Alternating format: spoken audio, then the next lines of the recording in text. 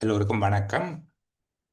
இலங்கை அதிபர் சேவை ஆட்சேர்ப்புக்கான மட்டுப்படுத்தப்பட்ட போட்டி பரீட்சை தொடர்பிலான 2026 ஜனவரி மாத வழிகாட்டல் செயலமர்வு தொடரில்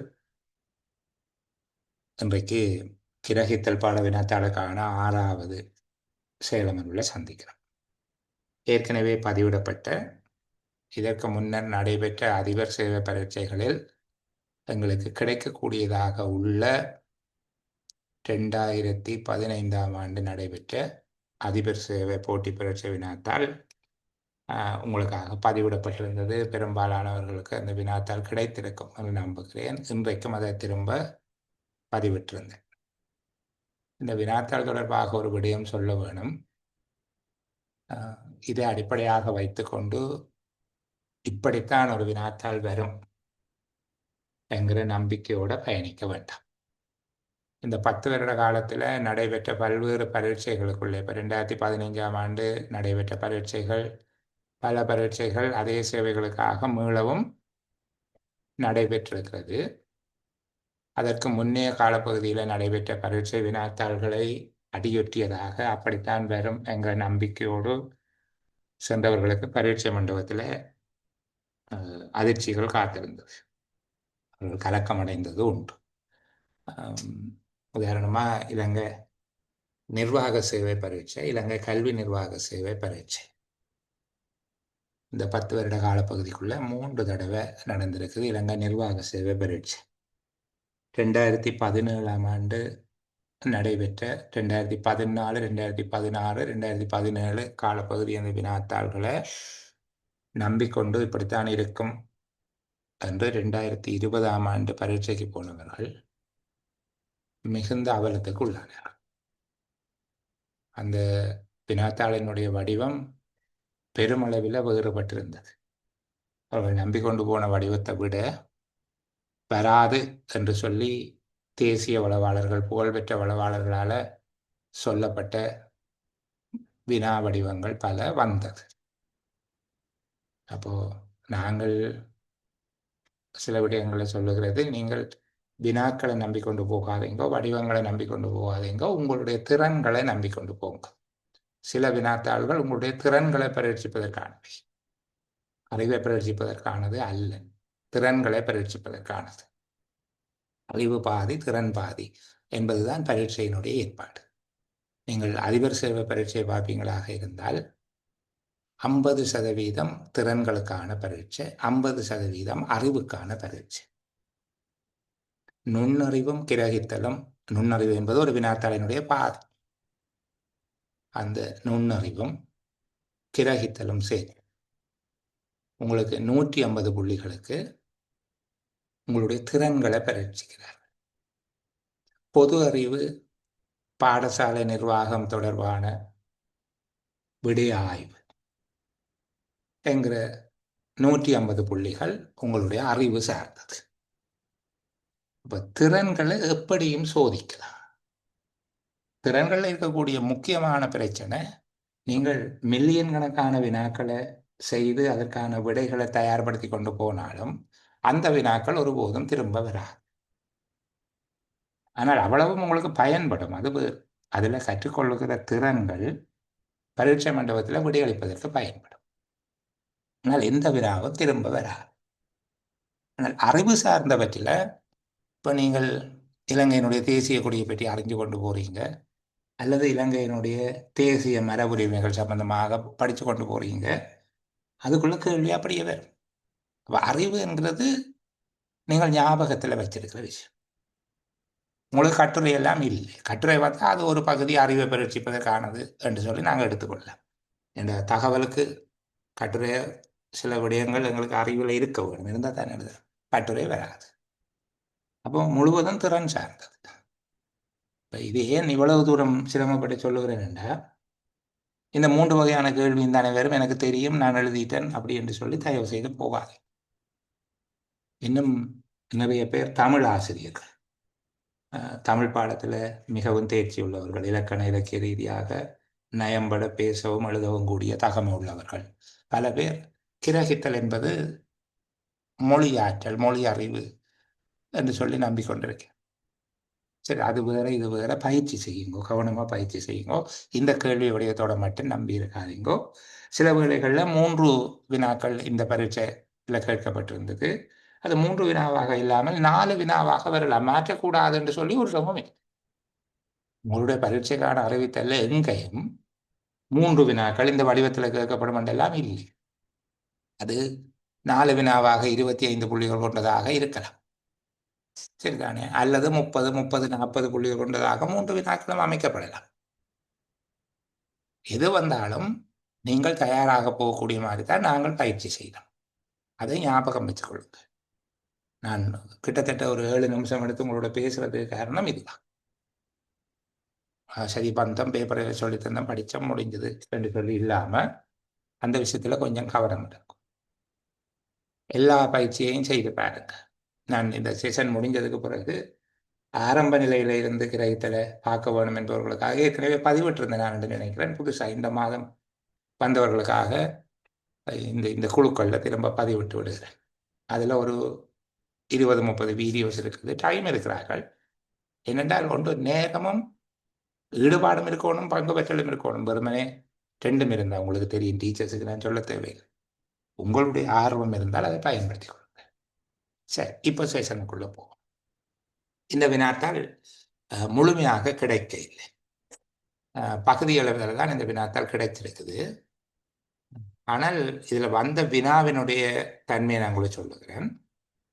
இந்த வினாக்கள் எவ்வாறு அமைந்திருந்தது என்பது தொடர்பில் முதலாவது வினா, சரி, இந்த உரைப்பகுதியை வாசித்து தரப்பட்டுள்ள வினாக்களுக்கு விடை எழுதுங்கோ என்று சொல்லி கேட்டிருந்தது. இதில் 2 உரைப்பகுதிகள் தந்திருந்தார். முதலாவது உரைப்பகுதி, அடுத்தது இந்த 2வது உரைப்பகுதி. ஒவ்வொன்றிலேயும் 5 5 கேள்விகள். அப்போ மொத்தம் 10 கேள்வி. இது ஒரு வினா வடிவம். தரப்பட்ட உரைப்பகுதியை பாவித்து அதற்குரிய வினாக்களுக்கு விடையளிப்பது. இவ்வாறான வினாக்களுக்கு நாங்கள் ஏற்கனவே பயிற்சி செய்திருக்கிறோம். இந்த வினாக்கள் எங்களுக்கு பழக்கம். நாங்கள் இறுதியாக நடத்தப்பட்ட சேலமர்வு தொடரில் தரப்பட்டிருந்த உங்களுடைய 5வது வினாத்தாளினுடைய ஞாபகம் இருந்தால், பயிற்சி வினாத்தாள் 5ஆக இருக்க வேண்டும். அந்த 5 வினாத்தாள்களையும் 5வது வினாத்தாளில் இவ்வாறான வினாக்களை நாங்கள் அமைத்திருந்தோம். இதுதான் முதலாவது வடிவம் இதில் வந்திருந்தது. 2வது கேள்வி கேட்டிருந்தார்கள். தரப்பட்ட ஒரு உரைப்பகுதியை சுருக்கி எழுதும்படி கேட்டிருந்தார்கள். 3ல் ஒரு பங்காக்கி அதை சுருக்கி எழுதுங்கோ. அது உங்களுக்கு கிடைக்க இல்லை. அந்த வினா பகுதி பரீட்சை திணைக்களத்தினால் வெளியிடப்பட்ட கடந்த கால வினாத்தாளில் உள்ளடங்கி இருக்க இல்லை. 4வது பக்கம் தவறிவிட்டது. அதுக்கு பிறகு அடுத்த கேள்வி கேட்டிருந்தாங்க. இந்த உரைப்பகுதி ஒன்று தந்து உரைப்பகுதியில் வெளிப்படுத்தப்பட்ட கருத்துக்களோடு பொருத்தமான கூற்று.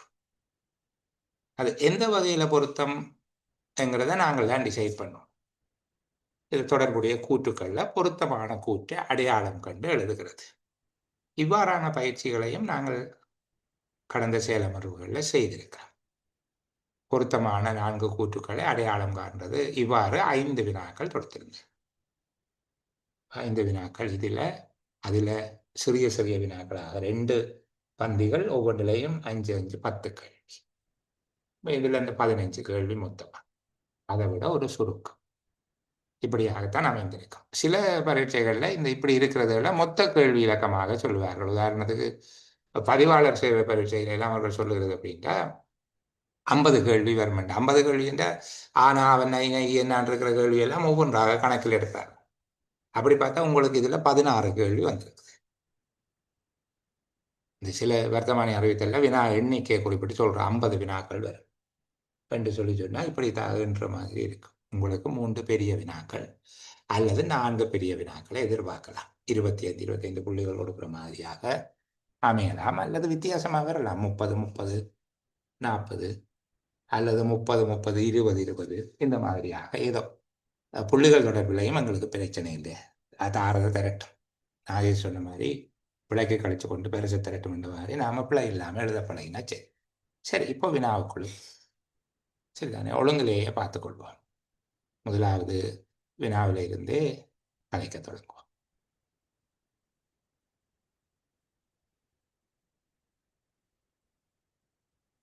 பின்வரும் உரைப்பகுதியை வாசித்து தரப்பட்டுள்ள வினாக்களுக்கு விடை எழுதுக என்று சொல்லி கேட்டிருக்கார். இந்த உரைப்பகுதியை நானும் நீங்களும் சேர்ந்து வாசிப்போம். உங்களில் யாராவது ஒருவர் வாசித்தால் அழகாக இருக்கும் என்று நம்புகிறேன். பார்ப்போம். யாராவது ஒருவர் வாசிப்பதற்கு தயாராக இருந்தால் மைக் ஆன் பண்ணுங்க. ஒரு ஆள் மட்டும். யார் முதல்ல ஒன் பண்றாங்களோ அவங்கள்ட்ட கேட்பேன். ஒருத்தரும் இல்லையா? அப்பாடியோ 90 டீச்சர்ஸ் இருக்கிறாங்க இதுல. என்ன இந்த செஷன்ல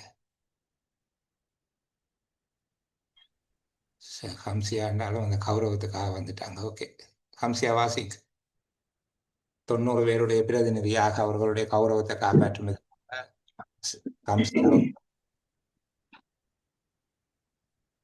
இந்நாட்டின் ஓவியக்கலை, பொறியியற்றிறமை, கைவினைத்திறன் ஆகியவற்றுக்கு ஓர் சான்றாகத் திகழ்வது சீகிரியப்பாறையரண். தனது குறுகிய ஆட்சிக் காலத்திலே இந்தக் கரடுமுரடான பாறையை பகைவர் கடத்தற்கரிய பாரிய அரணாக மாற்றியதோடு நீராடு கேணிகளும் சித்திரக் குகை வழிகளும் கொண்டதாக ஆக்கிய காசியப்ப மன்னனை கலைப்படைப்புத்திறன் மிக்க விஸ்வகர்மா கூட தலைவணங்கும் பெருமையை உடையவன் என கூறப்படுகிறது. இக்குகை வழிகளுள் ஒன்றிலே காணப்படும் சுவரோவியங்கள் காலத்தால் அழியாதும் கல்லா மூடர்களின் நாச வேலைக்குத் தப்பியும் இன்றளவும் நிலை பெற்றிருந்து உலகின் பல பாகங்களிலும் இருந்து வரும் பார்வையாளருக்கு வியப்பையும் திகைப்பையும் ஊட்டி வருகின்றன. மேற்கு குகை வழியின் பளிங்குச் சுவரிலே கிபி 8ஆம், 9ஆம், 10ஆம் நூற்றாண்டுகளில் காட்சி காண வந்தோர் பலர் தங்கள் மனப்பதிவுகளை சிறிய எழுத்துக்களில் கவனமாக பொறித்து வைத்து போயுள்ளனர். இத்தொகுதியில் தனியோர் அத்தியாயத்தில் விளக்கப்பட்டுள்ள இச்சுவரெழுத்துக்கள் அக்கால மக்களின் கல்வியறிவுக்கும் பண்பாட்டுக்கும் அறிகுறியாக விளங்கின. இச்சுவரெழுத்துக்கள் அக்காலத்தின் சிங்கள வரிவடிவும் மொழியும் விருத்தி அடைந்தவாற்றை ஆராய்வதற்கு துணை செய்வதோடு சீகிரிய சுவரோவியங்களின் எழிலையும் சிங்கமுக வாயிலின் மாட்சியையும் ஒப்பமான அப்பளிங்குச் சுவரிலே பிறர் பொறித்து வைத்த கவிதைகளையும் கண்டு சுவைத்து மகிழ்ந்தோர் தம் மனப்பாங்கை வெளிப்படுத்துவனவாகவும் உள்ளன. அழகினை நயக்கும் ஆற்றலும் உள்ளத்துணர்வைச் சொற்களில் வெளிப்படுத்தும் மொழியாட்சியும் சிறப்பாக தேவை ஏற்படும் போது செய்யுள் வடிவிற் கருத்தை வெளிப்படுத்தும் வல்லமையும் ஆகிய இவையெல்லாம் அக்காலத்தில் சிங்கள மக்கள் கல்வியில் அடைந்திருந்த தகைமைக்கு ஓர் அளவுகோலாய் இருப்பதோடு வளமான மரபொன்று இருந்ததென்பதையும் சுட்டிக்காட்டுகின்றன. தேங்க்யூம்மா. திரும்ப இன்னும் ஒரு தடவை வாசிப்போம். நாங்கள் புரிந்து கொள்வதற்கு வசதியாக 2ஆம் தடவையும் வாசித்த பிறகு, உண்மையில் இப்படி ஒரு கேள்வி வந்தால் நீங்கள் 2ஆம் தடவை வாசிக்காதீங்கோ. பயிற்சி செய்கிறதுக்கு ஒரு தடவை வாசிச்சுட்டு திரும்ப கேள்விகளை பாருங்கோ. கேள்விகளை பார்த்ததுக்கு பிறகு வாசித்தால் இன்னும் கொஞ்சம் தெளிவு பிறக்கிற மாதிரியாக இருக்கும். கேள்விகளை கொஞ்சம் பாருங்க. சீகிரியாவின் சிறப்பை வெளிப்படுத்துகையில் இந்த ஆசிரியர் தனது கவனத்தை செலுத்துகின்ற பல்வேறு பிரிவுகளும் யாவை என்று கேட்டிருக்காங்க. இப்போ இந்த கேள்வியை வாசித்த உடனே எங்களுக்கு ஒரு ஒரு திட்டம் ஒன்று வரும். நான் வாசிக்கிற போது இவர் என்னென்ன பிரிவுகளை பற்றி கதைக்கிறார் என்று நோட் பண்ணி கொண்டு வர வேணும். என்று சொல்லி ஒரு திட்டம் வந்துடும். இரண்டாவது, சீகிரிய சுவர் எழுத்துக்களுக்கு அடிப்படையாக அமைந்த விடயங்கள் யாவை? சீகிரிய சுவர் எழுத்துக்களை பற்றி அப்போ இங்கே ஏதோ சொல்லி இருக்கு, அதை பற்றி அடிப்படைகளும் சொல்லப்பட்டிருக்கு, அதையும் நாங்கள் பார்க்க வேணும். சீகிரிய சுவர் எழுத்துக்கள் மூலம் வெளிப்படுத்தப்படும் சிறப்பு அம்சங்கள். ஆகவே சுவர் எழுத்துக்களை கொஞ்சம் ஊண்டி வாசிக்கணும். 2 கேள்வி இருக்குது சுவர் எழுத்துக்கள் சம்பந்தம். சீகிரியாவில் உள்ள குகைகளின் சிறப்பம்சம் யாது? குகைகளை பற்றி பார்க்க வேணும், சுவர் எழுத்துக்களை பற்றி பார்க்க வேணும். அடுத்தது பாருங்க, காசியப்ப மன்னனை விஸ்வகர்மா கூட தலை வணங்கி மரியாதை அளித்ததாக இந்த ஆசிரியர் கூறுவதன் காரணம் யாது? அப்போ எங்கேயோ விஸ்வகர்மா வணங்குறது, மரியாதை செய்கிறது என்ற மாதிரியான விடயங்கள் வரும் இந்த உரைப்பகுதியில். இன்னும் கொஞ்சம் முன்னுக்கு போறதாக இருந்தால், நீங்கள் இப்படி வினா மற்றும் உரைப்பகுதி வருமாக இருந்தால் முதலே ஒரு கால் வினாவை வாசித்தாலும் நல்லது. முதல்ல ஒரு தடவை வினாவை வாசிச்சுட்டு பந்தியை வாசிச்சுட்டு 2ஆம் தடவையும் வினாவை வாசிச்சுட்டு திருப்ப பந்தியை வாசிக்கிறது நல்லது. சில பேர் அப்படியான ஒரு ஷார்ட்கட்டையும் பாவிக்கிறது. இப்போ நான் செஷனில் அப்படி செய்கிறது இல்லை. என்னென்னா, என்னுடைய நோக்கம் இந்த பந்திக்கு கேட்கப்பட்ட வினாக்கள் தொடர்பில் விடையளிப்பது மட்டுமாக இருக்கிறது இல்லை. இந்த வாசிப்பு சார்ந்த சில திறன்களை வெளிப்படுத்துவதற்காக, அல்லது அந்த திறன்களை இன்னும் கொஞ்சம் இம்ப்ரூவ் பண்ணுற வெளிப்படுத்துறது அல்லது மேம்படுத்துறதுக்காக நாங்கள் வேறு பல விடயங்களை அந்த அலசி ஆராயிறது அல்லது பகுப்பாய்வு ரீதியாக கற்கிறது, எளிய வார்த்தையில் சொன்னால் அந்த பந்தியை வச்சு கொண்டு அலட்டுறது, இப்படியாக செய்கிறது உண்டு. அதனால தான் எங்களுக்கு கொஞ்சம் கூட நேரம் போகுது. நீங்கள் இலகுவாக விடையளிக்க வேணுமென்றால், விரைவாக விடையளிக்க வேணுமென்றால் இனி இந்த மெதட்டுக்குள்ளே போக வேணும். இப்போ கேள்வி 5 வாசிச்சிட்டோம். முதலாவது கேள்வி என்ன சொல்லியிருக்கிறாரு? சிகிரியாவின் சிறப்பை பற்றி ஆசிரியர் பேசுகிற போது என்னென்ன விடயங்களில் கவனம் செலுத்துகிறார் என்று சொல்லி கேட்டிருக்காங்க. 2வது, சீகிரிய சுவர் எழுத்துக்களுக்கு அடிப்படையாக அமைந்த விடயங்கள், சீகிரிய சுவர் எழுத்துக்களின் சிறப்பு அம்சங்கள், வெளிப்படுத்தப்படும் சிறப்பு அம்சங்கள், அதனுடைய அடிப்படை விடயங்கள் கேட்டிருக்காங்க. வெளிப்படுத்தப்படுகிற சிறப்பு அம்சங்கள் சொல்லியிருக்காங்க. புகைகளின் சிறப்பு அம்சம் கேட்டிருக்காங்க. காசியப்ப மன்னனுடைய புகழ், விஸ்வகர்மா கூட தலை வணங்கி மரியாதை அளித்தது என்று உரையாசிரியர் சொல்வதற்கான காரணம் கேட்டிருக்கிறாங்க. இதை மனசில் வச்சுக்கொண்டு இந்த உரைப்பகுதியை நாங்கள் வாசிப்போம். இந்நாட்டின் ஓவியக்கலை, பொறியியல் திறமை, கைவினைத்திறன் ஆகியவற்றுக்கு ஓர் சான்றாக திகழ்வது சீகிரிய பாறை அரண். தனது குறுகிய கால ஆட்சி காலத்திலே இந்த கரடுமுரடான பாறையை பகைவர் கடத்தற்கரிய பாரிய அரணாக மாற்றியதோடு நீராடு கேணிகளும் சித்திர குகை வழிகளும் கொண்டதாக ஆக்கிய காசியப்ப மன்னனை கலைப்படைப்பு திறன் மிக்க விஸ்வகர்மா கூட தலைவணங்கும் பெருமையை உடையவன் என கூறப்படுகிறது. இக்குகை வழிகளுள் ஒன்றிலே காணப்படும் சுவரோவியங்கள் காலத்தால் அழியாதும் கல்லாமூடர்களின் நாசவேலைக்கு தப்பியும் இன்றளவும் நிலை பெற்றிருந்து உலகின் பல பாகங்களிலிருந்து வரும் பார்வையாளருக்கு வியப்பையும் திகைப்பையும் ஊட்டி வருகின்றன.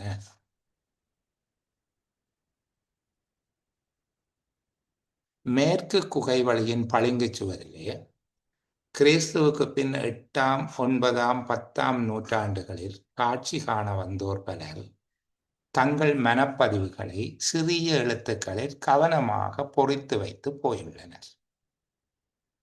இத்தொகுதியில் தனியோர் அத்தியாயத்தில் விளக்கப்பட்டுள்ள இச்சுவர் எழுத்துக்கள் அக்கால மக்களின் கல்வி அறிவுக்கும் பண்பாட்டுக்கும் அறிகுறியாக விளங்குகின்றன. இச்சுவர் எழுத்துக்கள் அக்காலத்தில் சிங்கள வரி வடிவும் மொழியும் விருத்தி அடைந்தவற்றை ஆராய்வதற்கு துணை செய்வதோடு சீகிரிய சுவரோவியங்களின் எழிலையும் சிங்கமுக வாயிலின் மாட்சியையும் ஒப்பமான அப்பளிங்குச் சுவரிலே பிறர் பொறித்து வைத்த கவிதைகளையும் கண்டு சுவைத்து மகிழ்ந்தோர் தம் மனப்பாங்கை வெளிப்படுத்துவனவாகவும் உள்ளன. அழகினை நயக்கும் ஆற்றலும் உள்ளத்து உணர்வை சொற்களில் வெளிப்படுத்தும் மொழியாட்சியும் சிறப்பாக தேவை ஏற்படும் போது செய்யுள் வடிவிற் கருத்தை வெளிப்படுத்தும் வல்லமையும் ஆகிய இவையெல்லாம் அக்காலத்தில் சிங்கள மக்கள் கல்வியில் அடைந்திருந்த தகமைக்கு ஓர் அளவுகோலாயிருப்பதோடு வளமான மரபொன்று இருந்தது என்பதையும் சுட்டி காட்டுகின்றன. சரி, அப்ப இங்க பார்ப்போம், உரையாசிரியர் என்னென்ன பிரிவுகள்ல கவனம் செலுத்துகிறார். சீகிரியாவின் சிறப்பை வெளிப்படுத்துகையில் இந்த ஆசிரியர் தனது கவனத்தை செலுத்துகின்ற பல்வேறு பிரிவுகளும் யாவை? இவர் என்னென்ன விடயங்கள் தொடர்பில் தன்னுடைய கவனத்தை செலுத்தி இருக்கிறார்?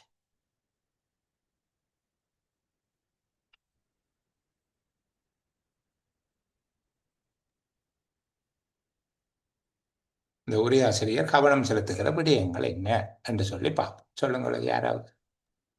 நீராடுங்கேணி, சித்திரக்குகை, ம், ம், சித்திரக்குகை, ம், கரடுமுரடான பகைவ பாறை, கரடுமுரடான பாறை, ம், ம்.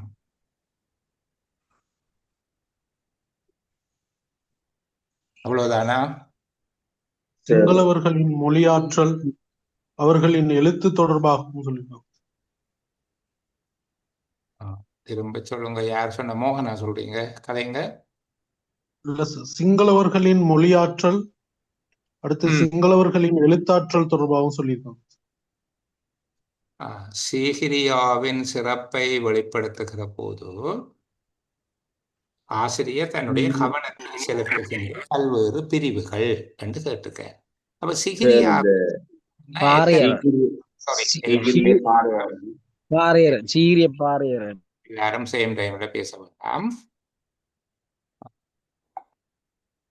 ரூபன் சார், கலை, பொருளியல், கைவிரை திறன்னு சொல்ல இந்த இருக்கிற அந்த 3 விஷயங்களையும் தான் சார் கீழே அவர் பார்த்திருக்கிறார். சிகிரியாவின் சிறப்பை வெளிப்படுத்தும் போது கவனத்தை செலுத்துகின்ற பல்வேறு பிரிவுகள். அதுல ரூபன் சொல்லுகிறார், ஓவிய கலை, பொறியியல் திறமை, கைவினை திறன் ஆகிய துறைகளின் மீது அவர் கவனம் செலுத்துகிறார் அப்படின்னு சொல்லி சொல்லுகிறாங்க. சரியா? அப்போ பார்ப்போம், சிகிரியாவினுடைய சிறப்பு தொடர்பாக அவர் இந்த உரைப்பகுதியை நாங்கள் வாசித்து பார்த்தோம் தானே. முதல்ல என்ன சொல்லியிருக்கார்? இந்த நாட்டினுடைய பொறியியல் திறன், கைவினைத்திறன் ஆகியவற்றுக்கு ஒரு சான்றாக சிகிரியா பாறையரன் திகழ்கிறது என்று சொல்லியிருக்கிறேன். அது விளங்கப்படுத்திக்க பாருங்க. தன்னுடைய குறுகிய ஆட்சி காலத்தில் கரடுமுரடான பாறையை எவ்வாறு மாற்றி இருக்கிறார்? பாரிய அரண், பகைவர்கள் கடப்பதற்கு அரிதான பாரிய அரணாக மாற்றியிருக்கிறார். பாரிய அரண் கொண்டு நீராடு கேணிகள் அமைத்திருக்கிறார் அந்த பாறையை பயன்படுத்தி. சித்திர குகை வழிகளும் கொண்டதாக காசியப்ப மன்னன் அதை ஆற்றி இருக்கிறார். அதனால அதுக்கு பிறகு சொல்லுகிறாங்க, இப்படியாக ஆக்கிய அந்த காசியப்ப மன்னனை விஸ்வகர்மா கூட தலை வணங்கும் பெருமை உடையவன் என்று கூறப்படுகிறது. இக்குகை வழிகளிலே ஒன்றிலே காணப்படும் சுவரோவியங்கள் காலத்தால் அழியாதது, கல்லாமூடர்களின் நாச வேலைக்கு தப்பியும், படிக்காதாக்கள் மோட்டு பயிர்கள் அதை நாச வேலை செய்தும் அது தப்பி இருக்கு, தப்பியும் இன்றளவு நிலை பெற்றிருந்து உலகின் பல பாகங்களில் இருந்து வரும் பார்வையாளர்களுக்கு வியப்பையும் திகைப்பையும் ஊட்டி வருகின்றன. அப்ப இந்த பகுதியில இவ்வளவுகளையும் சொல்லப்பட்டிருக்கிறது. இந்த குகை வழிகளில் ஒன்றிலே காணப்படும் என்று சொல்லப்படுகிற இந்த பகுதி ஓவியக்கலை என்று நாங்கள் எடுத்துக்கொள்ளலாம். ஓவியக்கலை பற்றி பேசப்பட்டிருக்குது. அது காலத்தால் அழியாம இருக்குது, நாச வேலைக்கு தப்பி இருக்குது, நிலைச்சிருக்குது, இந்த மாதிரியான விடயமெல்லாம் சொல்லி ஓவியக்கலை மீது ஆசிரியர் கவனம் செலுத்தி இருக்கிறார். அது சரியானது. மேற்கு குகை வழியின் பளிங்குச் சுவரிலே கிறிஸ்துவுக்கு பின் 8ஆம் 9ஆம் 10ஆம் நூற்றாண்டுகளில் காட்சி காண வந்தோர் பலர் தங்கள் மனப்பதிவுகளை சிறிய எழுத்துக்களில் கவனமாக பொறித்து போயுள்ளனர். இத்தொகுதியில், இந்த தொகுதி என்றது இந்த புத்தகத்தை நாங்கள் படிக்கிற உரைப்பகுதி இருக்கக்கூடிய ஒரு புத்தக தொகுதியாக இருக்க வேண்டும். இத்தொகுதியில் தனியோர் அத்தியாயத்தில் விளக்கப்பட்டுள்ள இச்சுவர் எழுத்துக்கள் அக்கால மக்களின் கல்வி அறிவுக்கும் பண்பாட்டுக்கும் அறிகுறியாக விளங்கின. இச்சுவர் எழுத்துக்கள் அக்காலத்தில் சிங்கள வரி வடிவும் மொழியும் விருத்தி அடைந்தவற்றை ஆராய்வதற்கு துணை செய்வதோடு சீகிரிய சுவரோவியங்களின் எழிலையும் சிங்கமுக வாயிலின் மாட்சியையும் ஒப்பமான அப்பளிங்கு சுவரிலே பிறர் பொறித்து வைத்த கவிதைகளையும் கண்டு சுவைத்து மகிழ்ந்தோர் தம் மனப்பாங்கை வெளிப்படுத்துவனவாகவும் உள்ளனர். அப்ப இரண்டாவது அவர் கவனம் செலுத்துகிற விடயம் இந்த சுவர் பொறிப்புகள் அல்லது சுவர் கவிதைகள், சுவர் எழுத்துக்கள் என்று சொல்வார்கள். இது சிகிரிய சுவர் பொறிப்புகள் என்று சொல்லப்படுகிறது. அப்ப இந்த சிகிரிய சுவர் பொறிப்புகள் தொடர்பாக அவர் இரண்டாவது விஷயத்தை பேசுகிறார். இன்னும் இரண்டாவது அல்ல, நாங்கள் சிலதை தவற விட்டு வந்துட்டோம் போல இருக்கு, பார்ப்போம். ஏன்னா இரண்டாவது விடயம் சொல்லுகிறது அங்க காணப்பட்ட கலைத்திறன் அல்லது கவித்திறனும் கல்வி. சிகிரியாவில் இந்த கவிதைகள்ல அந்த சுவர் பொறிப்புகள் என்னென்ன இருக்குது என்றால், சுவரோவியங்களின் வடிவு, சிங்கமுக வாயிலினுடைய பெருமை, ஏற்கனவே மற்றவர்கள் இந்த சுவரில் எழுதியிருக்கிற கவிதை, இந்த மூன்றையும் பற்றி எழுதியிருக்கிறார். முதல் எழுதியவருடைய கவிதையை பிறகு பார்க்கிறார்கள், அந்த கவிதையையும் சேர்த்து தங்களுடைய அபிப்பிராயங்களை எழுதி போட்டு போயிருக்கிறார். மூன்று விஷயங்கள் சொல்லப்பட்டிருக்கு. எப்படி சுவரோவியங்கள் தொடர்பாகவும் சிங்கமுக வாயில் சம்பந்தமாகவும் இந்த பளிங்கு சுவரில் ஏனையவர்கள் பொறித்து வைத்த கவிதைகளையும் கண்டு மகிழ்ந்தவர்கள் தங்களுடைய மனப்பாங்கை வெளிப்படுத்துவதாக உள்ளனர். அப்ப இரண்டாவதாக நாங்கள் சொல்லுகிறது சுவர் பொறிப்புகள் அல்லது கவிதைகள். இதை பற்றி சொல்லுவோம். அழகினை நினைக்கும் ஆற்றலும் உள்ளத்துணர்வை சொற்களில் வெளிப்படுத்தும் மொழியாட்சியும் சிறப்பாக தேவை ஏற்படும் போது செய்யுள் வடிவில் கருத்தை வெளிப்படுத்தும் வல்லமையும் ஆகிய இவையெல்லாம் அக்காலத்தில் சிங்கள மக்கள் கல்வியில் அடைந்திருந்த தகமைக்கு ஒரு அளவுகோலாக இருப்பதோடு வளமான மரபொன்று இருந்தது என்பதையும் சுட்டி காட்டுகின்றன. அவர்கள் அந்த காலத்தில் கொண்டிருந்த கல்வி அறிவு. இப்போ சிறப்பை வெளிப்படுத்துகிற போது அவர் கவனம் செலுத்துகிற இரண்டாவது பிரிவு இந்த கவிதை தொடர்பானது. முதலாவது சித்திரம் தொடர்பானது. இன்னும் ஒன்று முக்கியமாக நாங்கள் தவற விட்டுவிட்டோம். இதற்கு மேலுள்ள பகுதி, இந்த கரடு முரடான பாறையை பகைவர் கடப்பதற்கு அரிதான பாரிய அரண் ஒன்றாக மாற்றியதும், நீராடுகேணிகள் சித்திர குகை வழிகள் கொண்டதாக அதனை ஆக்கியமையும் பொறியியல் திறமையையும், அதன் பொறியியல் திறமை கைவினை திறனையும் காட்டுகிறது. கலைப்படைப்பு திறன் மிக்கதாக அவர்கள் அதை அமைத்துக் கொண்டார்கள் என்கிறது. இதனுடைய விளக்கம் தான் கீழே சொல்லப்பட்டிருக்கு. ஓவிய கலை என்பது தொடர்பாக கீழே ஒரு விடயம் சொல்லப்படுது. குகைகளில் ஓவியங்கள் எல்லாம் இருந்திருக்குது. அதை விட இந்த சுவர் பொறிப்புகள் சொல்லி இருக்கணும். சுவர் பொறிப்புகளில் மக்களினுடைய கவிதைகள் இருந்திருக்குது. அது அந்த காலத்தில் இருந்த மக்களினுடைய கல்வி நிலைமையை காட்டுது என்று சொல்லியிருக்கு. அப்ப ஆசிரியர் தன்னுடைய கவனத்தை செலுத்துகின்ற பிரிவுகள் என்று வருகிற போது ஓவியக்கலை, பொறியியல் திறமை, கைவினைத்திறன் என்கிற மூன்றுக்கும் மேலதிகமாக ஒரு விடயம் அதுல பட்டியல் படுத்தப்பட்டதற்கு மேலதிகமாக அந்த கைவினைத்திறனின் பொறியியல் திறனுக்கு ஓவிய கலைக்குள்ளே சேர்க்காமல் மோகன் சொன்னது போல கலைத்திறன் அல்லது கல்வி சிறப்பு அந்த விடயத்தையும் சேர்த்து நாங்கள் பதிலளித்தால் அழகாக இருக்கும். இப்போ சிகிரியாவின் சிறப்பை வெளிப்படுத்துகையில் இந்த ஆசிரியர் கவனத்தை செலுத்துகிற பல்வேறு பிரிவுகள் என்று கேட்கப்படுகிற போது ஓவியக்கலை, பொறியியல் திறமை, கைவினைத்திறன் ஆகியவற்றோடு கவித்திறன் என்று சொல்லி பதிலளிச்சிருந்தீங்கன்னா அழகானபடியாக இருந்திருக்கும். அது சீகிரிய சுவர் எழுத்துக்களுக்கு அடிப்படையாக அமைந்த விடயங்கள் யாவை?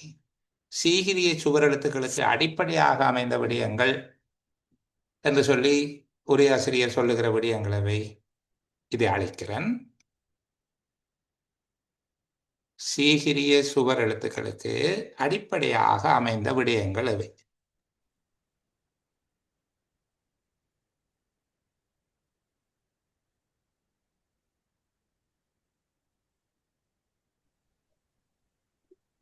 யார் பதில் சொல்ல போகிறது?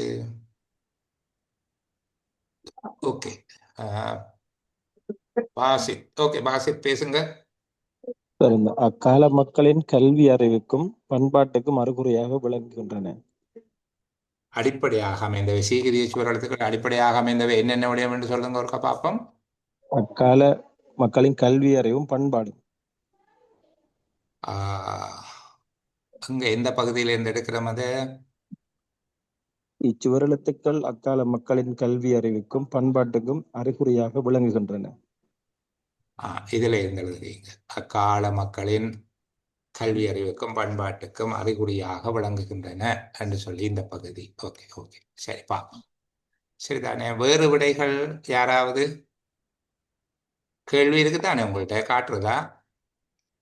சுவரோவியங்களின் எழில் சீகிரிய சுவர் எழுத்துக்களுக்கு அடிப்படையாக அமைந்த விடயங்கள் என்று சொல்லி கேட்கப்பட்டிருக்கு. சரி பார்ப்போம். யார் ஒரு சகோதரி கதைச்சாங்க? யாரு? உதயசீலனா? ஆமா சார். சொல்லுங்க. சுவரோவியங்களின் எழில் சார். சிங்கமுக வாயில் சுவர் கவிதைகள். சுவர் ஓவியங்களின் எழில், சிங்கமுக வாயிலின் மாட்சி, பளிங்கு சுவர்களில் கவிதைகள். கவிதைகள். சார் இதுல தங்களோட மனப்பதிவுகள்னு இருக்கு சார். அந்த காட்சிய காண வந்தோட மனப்பதிவுகள். எதுல சொல்றீங்க? தங்கள் மனப்பதிவுகளை சிறிய எழுத்துக்களில் கவனமாக பொறித்து வைத்து போயுள்ளனர், அதுவா சொல்றீங்க? அதான் சார், அதான் பொருந்தும். இதற்கு அடிப்படையாக அமைந்தவை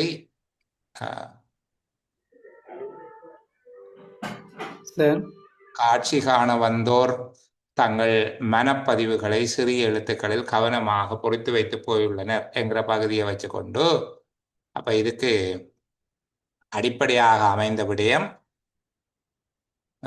காட்சி காண வந்தோருடைய மனப்பதிவுகள் அப்படின்னு எடுக்கிறோமா? அப்படி எடுக்கிறோம். அதுக்கப்புறம் மத்த விளக்கம் அது பொருத்தமா இருக்குது. சரி, வேற யாரு? 317 நம்பர் கெஸ்ட் சொல்லுங்க. சொல்லுங்க. சிங்கள வரி வடிவமும் மொழியாட்சி விருத்தியுமே அடிப்படையாக அமைந்திருக்கு சார். சிங்கள வரி வடிவம் மற்றும் மொழி விருத்தி அடைந்தமை தான் இதுக்கு அடிப்படையாக இருந்தது என்று சொல்லி சொல்றீங்க. சரி பாப்போம். வெவ்வேறு பதில்கள் சொல்லப்பட்டிருக்குது. வேற யார்கிட்டையும் பதில் இருக்குதா? அவர்கள் சொன்ன பதிலை விட வேறு பதில் இருந்தா பேசிட்டு அங்கால போகலாம். மோகன் சொல்லுங்க. அதுவும் பொருந்தது. அந்த சிங்கள வரியுடையவும் மொழி சுவரெழுத்துக்கள் அக்காலத்தில் சிங்கள வரியுடையவும் மொழி விருத்தி அடைந்தவற்றை ஆராய்வதற்கு துணை செய்வதோடு எழிலையும் சிங்கமுக வாயிலின் மாட்சியையும் ஒப்பான அப்பளிங்கு சுவரில் புறர் பொறித்து வைத்த கவிதைகளையும் கண்டு சுவைத்து மகிழ்ந்தோம். அது கூட இருக்கு விஷயம். சரி, அப்ப அதை பதில சொல்லுங்க துல்லியமா எழுதுறதுக்காக. எனக்கு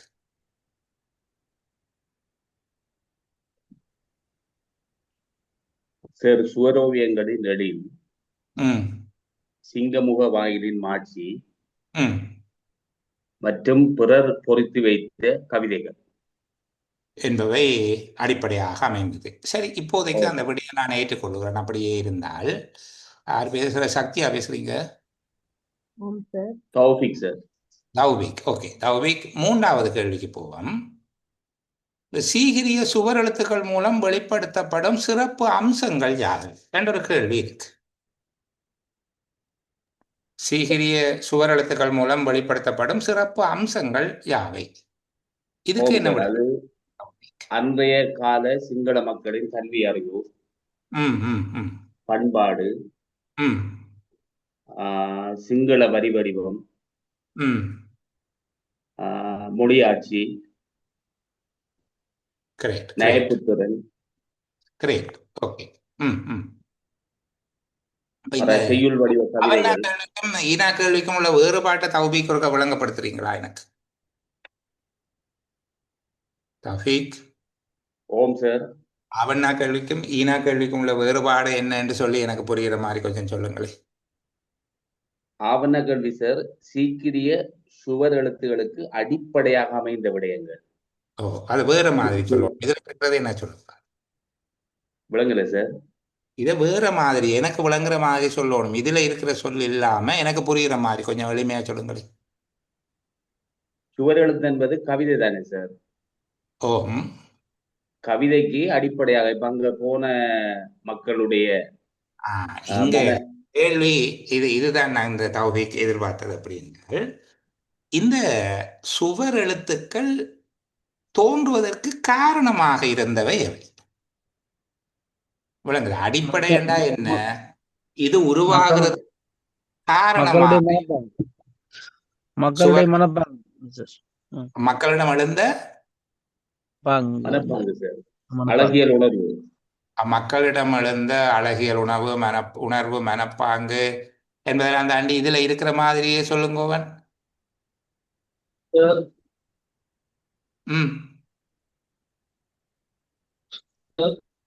சொல்லுங்க.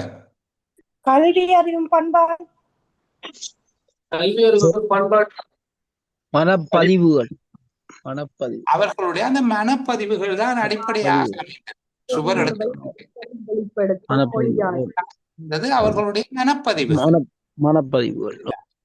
அதாவது அந்த மனப்பதிவுகள் என்ன என்று சொல்லியும் காட்சி காண வந்தோர் இந்த 8ஆம் 9ஆம் 10ஆம் நூற்றாண்டுகளில் மேற்கு குகை வழியில இருக்கிற பளிங்கு சுவர்ல இந்த காலப்பகுதியில வந்தாக்கள், இந்த வசனத்தை மாற்றி சொல்லுகிறேன், 8ஆம் 9ஆம் 10ஆம் நூற்றாண்டுகளில் காட்சி காண வந்தோர் தங்கள் மனப்பதிவுகளை மேற்கு குகை வழியின் பளிங்கு சுவரிலே சிறிய எழுத்துக்களில் கவனமாக பொறித்து வைத்து போயுள்ளனர்.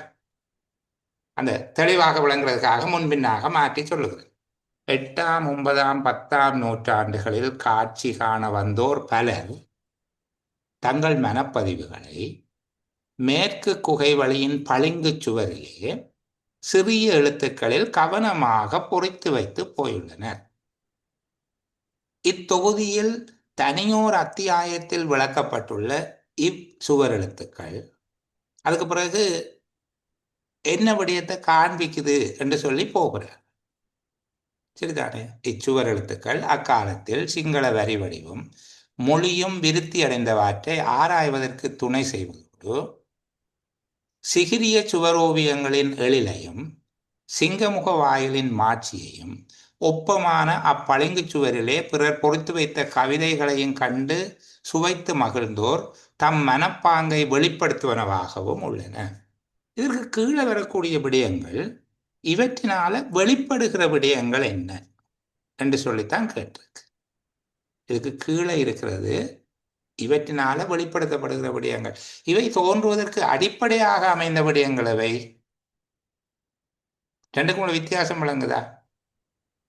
எழுத்துக்கள் தோன்றதுக்கு மனப்பதிவுகள், காட்சி வந்த காண வந்தவரின் மனப்பதிவுகள், அவர்களுடைய மனப்பதிவுகள். அதாவது 8ஆம் 9ஆம் 10ஆம் நூற்றாண்டுகளில் காட்சி காண வந்தோரின் மனப்பதிவுகள் தான் இந்த சுவர் எழுத்துக்களுக்கு அடிப்படையாக அமைந்தன.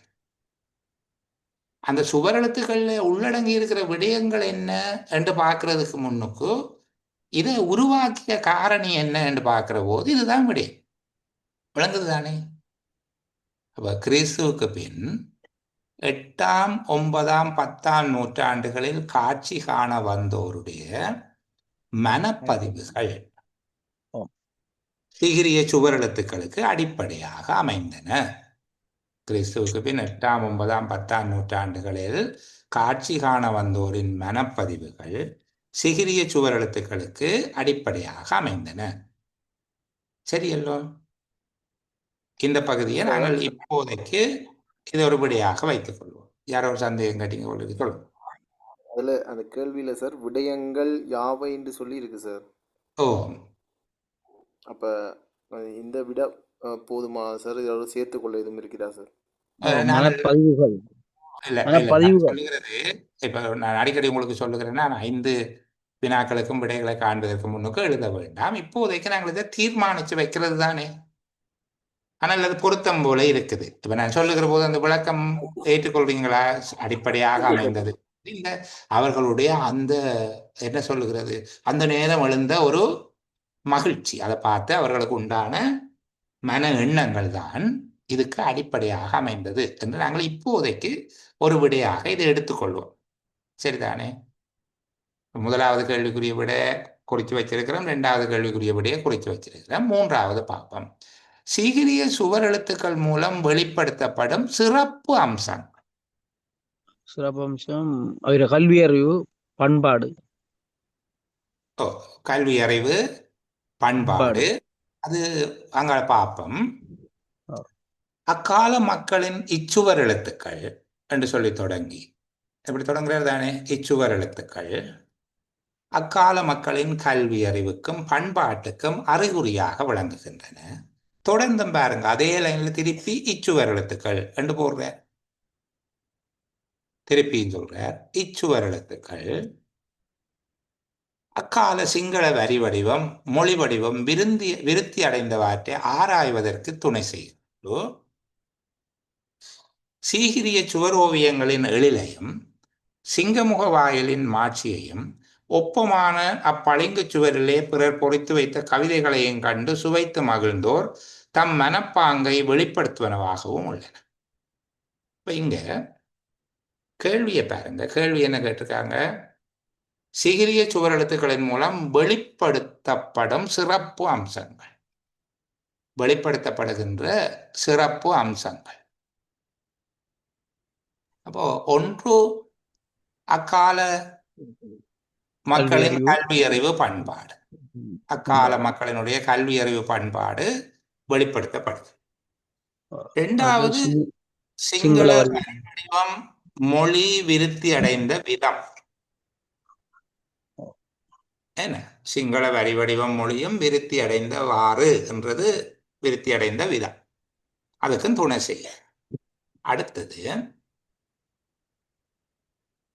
சுவரோவியங்களின் எழில் சிங்கமுக வாயிலின் மாட்சி பளிங்கு சுவரில் மற்றவர்கள் பொறுத்து வைத்த கவிதைகள் என்பவற்றை கண்டு சுவைத்து மகிழ்ந்தோரின் மனப்பாங்கு. அப்போ சிகிரியாவை கண்டு களித்தோரின் அல்லது கண்டு மகிழ்ந்தோரின் மனப்பதிவு மனப்பாங்கு என்பவற்றை இது வெளிப்படுத்தி நிற்குது. இவை வெளிப்படுத்துகிற போது மூன்று விடயங்கள் அதுக்குள்ள இருக்கு. அந்த கவிதையை பார்க்கிற நேரத்தில் ஒன்று அந்த காலத்து மக்களினுடைய கல்வி அறிவு பண்பாடு அதுல தெரியுது. இரண்டாவது சிங்கள வரி வடிவமும் மொழியும் விருத்தி அடைந்த விதம். மூன்றாவது சிகிரியாவின் சிறப்பினை, அதுல சிகிரியாவின் சிறப்பை அவர் விளக்கமாக சொல்லியிருக்கிறார். சுவரோவியங்கள், சிங்கமுக வாயிலின் மாட்சி, பளிங்கு சுவரில் பொறுத்து வைத்த கவிதைகள் என்று சொல்லி எல்லாம் சேர்த்து அப்ப நாங்கள் ஒட்டுமொத்தமாக சிகிரியாவை கண்டு சுவைத்து மகிழ்ந்தோரின் மனப்பாங்கு ஆகிய விடயங்கள் இதனால வெளிப்படுத்தப்படுகிறது. அந்த கவிதைகளை பார்க்கிற போது எங்களுக்கு தெரிகிறது ஒன்று அவை இந்த மனநிலை என்னவாயிருந்திருக்கன்று தெரியுது. அடுத்தது வரி வடிவமும் மொழியும் எவ்வாறு வளர்ச்சி அடைஞ்சிருக்கன்று தெரியுது. அந்த கால மக்களின் கல்வி அறிவு பண்பாடு தெரியுது. இந்த மூன்று விடைகளையும் இப்போதைக்கு இதற்கு தயார்படுத்தி வச்சுக்கொள்வோம். சரியாக இருக்கும் போல இருக்குது. அடுத்தது அடுத்த கேள்வி, சிகிரியாவில் உள்ள குகைகளின் சிறப்பம்சம் யாது என்று கேட்டிருக்காங்க. சிகிரியாவில் உள்ள குகைகளின் சிறப்பம்சம் யாது? என்ன சிறப்பம்சம்? அழகு. சரி, எங்க அந்த பகுதி நாங்கள் எடுக்க போறோம்? குகைகளின் சிறப்பம்சம் முதல் அதுல பாறையாரன் அதுல சொல்லியிருந்தானே சார், நீராடு கேணிகள், சீக்கிரிய பாறையாரன் மேலுக்கு மூணாவது இரண்டாவது வரிகள், நீராடு கேணிகள், சித்திர குகைகள். ஜெனரல் கேள்விதான், அந்த பந்திட பொதுவான கேள்வி ஒன்று. சிறப்பம்சம் பளிங்குச்சுவர். எத்தனையாவது சிகிரியாவில் உள்ள குகைகளின் சிறப்பம்சம். சிகிரியாவின் சிறப்பம்சம் அல்ல, கவனமா பார்க்கணும். சிகிரியாவில் உள்ள குகைகளின் சிறப்பம்சம் யாது? சுவரோவியங்கள் மட்டும் வரணும் சார். சார் அதுல சுவரோவியங்கள், சுவர் எழுத்துக்கள். ரெண்டு விடயம் இருக்கு, கவனிங்க. இதுல என்னென்னால், அதுல பாரிய அரண், நீராடு கேணிகள், சித்திர குகை வழிகள், சித்திர குகை வழிகள் கொண்டதாக இதை ஆக்கி இருக்கிறார். அதுக்கு பிறகு குகை வழிகளை பற்றி சொல்லிக்கல, ஒன்றில இக்குகை வழிகளுள் ஒன்றிலே காணப்படும் சுவரோவியங்கள். குகை வழிகள் ஒன்றிலே காணப்படுகிறது சுவரோவியங்கள், சரிதானே? அடுத்தது, மேற்கு குகை வழியின் பளிங்கு சுவரிலே என்ன காணப்படுது? சுவர் எழுத்துக்கள். சுவர் எழுத்துக்கள் மேற்கு சுவரிலே காணப்படும் சுவர் எழுத்துக்கள். ஆக இங்க அம்சம் என்று கேட்கிறாரு, நீங்க ஒன்று தானே என்று யோசிக்க கூடாது. சில வேளை காரணங்கள் என்று கேட்பார், அவர் மொழிபெயர்ப்புல தவறு விடுவாரு. அவர்கள் ஒன்றையே நாங்கள் விடையாக எழுத வேண்டியிருக்கும். ஆனால் அவர் பன்மையில கேள்வியை கேட்டிருப்பார். சில வேளை ஒருமையில கேட்டிருப்பாரு, ஆனால் பன்மையில விடயம் இருக்கும். அந்த விடயத்துல கொஞ்சம் எங்களுக்கு அசௌகரியங்கள் இருந்தாலும், என்னென்று நாங்கள் இலக்கண சுத்தமா பார்க்க வேணும் என்று இருந்தாலும், எங்களுடைய மொழிக்கு இருக்கக்கூடிய செல்வாக்கு அவ்வளவுதான். அதை வச்சுக்கொண்டு நீங்கள் அதை கடந்து போயிருங்க. இப்ப பாருங்க, இங்க 2 குகை வழிகள் தொடர்பாக சொல்லப்பட்டிருக்கு. கேள்வி என்ன கேட்கிறார்? சிகிரியாவில் உள்ள குகைகளின் சிறப்பம்சம். 2 குகைகள் அங்க இருக்குது. ஒன்றுல சுவரோவியங்கள், இன்னொன்று சுவர் எழுத்துக்கள். சுவர் ஓவியங்களையும் சிங்கமுக வாயிலினுடைய அழகையும் இந்த சுவர் எழுத்துக்கள் எழுதியிருக்கிறார்கள். பிந்தி வந்தார்கள் அந்த எழுத்தையும் சேர்த்து 3 விஷயத்தை பற்றியும் தங்களுடைய அபிப்பிராயத்தை எழுதி போட்டு போயிருக்கிறாங்க. சுவர் பொறிப்புகள் என்றும் அதை சொல்லுகிறார்கள். அப்ப இங்க நாங்கள் இதுல இருக்கிற மாதிரியே எழுதுவோம். குகை வழிகளிலே காணப்படுகிற சிறப்பம்சம் சுவர் ஓவியங்களும் சுவர் எழுத்துக்களும், சரிதானே? கொஞ்சம் விளக்கமாக யாரும் எழுதியிருந்தா, குகை வழிகள் ஒன்றிலே காணப்படும் சுவர் ஓவியங்கள், மேற்கு குகை வழியின் பளிங்கு சுவரிலே காணப்படும் சுவர் எழுத்துக்கள் என்று எழுதப்பட்டிருந்தால் அது தவறான விடை அல்ல, அது சரியான விடை, சரிதானே? இந்த விதமாக அதை எழுதி கொள்ள. அடுத்தது, காசியப்ப மன்னனை விஸ்வகர்மா கூட தலைவணங்கி மரியாதை அளித்ததாக இந்த ஆசிரியர் கூறுவதன் காரணம் யாது? ஏன் ஆசிரியர் அப்படி சொல்லுகிறார்? குகையை செஞ்சிருக்கிற விதம், குகையை செய்ய விதம், கரடு முரடான பாதையை கலைப்படைப்பு மிக்க ஒன்றாக மாற்றி அமைத்திருக்கிறார். அது மட்டுமில்லை, கலைப்படைப்பு மிக்கது மட்டுமல்ல, பாரிய அரணாக மாற்றி இருக்கிறார். நீராடு கேணிகள் சித்திர மாற்றி பாரிய அரணாக மாற்றியதோடு நீராடு கேணிகளும் சித்திர குகை வழிகளும் கொண்டதாக ஆக்கியது. கரடு முரடான பாதையை ஏனையவற்றை அழைச்சிட்டு வந்தா தான் உங்களுக்கு சரியாக இருக்கும். கரடு எல்லாத்தையும் சேர்த்து ஒரு சொல்லலாம்.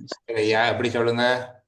எல்லாத்தையும் சேர்த்து குகையை ஒரு செதுக்கிய விதம் சொல்லலாம். பெருமளவுக்கு இந்த உரைப்பகுதியில இருக்கிறதுல இருந்துதான் அவர்கள் விடைய எதிர்பார்ப்பினம் ஒரு புறவய தன்மையோட விடைய கொடுத்திருப்பார்கள். அப்ப நாங்கள் இதுல இருந்து ஒரு துண்டு எடுத்துக்கொண்டு அப்படியே எழுதுறது இல்லை, அதை ஒழுங்குபடுத்தி ஒரு நல்ல வசனமா கொடுத்தால் போதுமாது.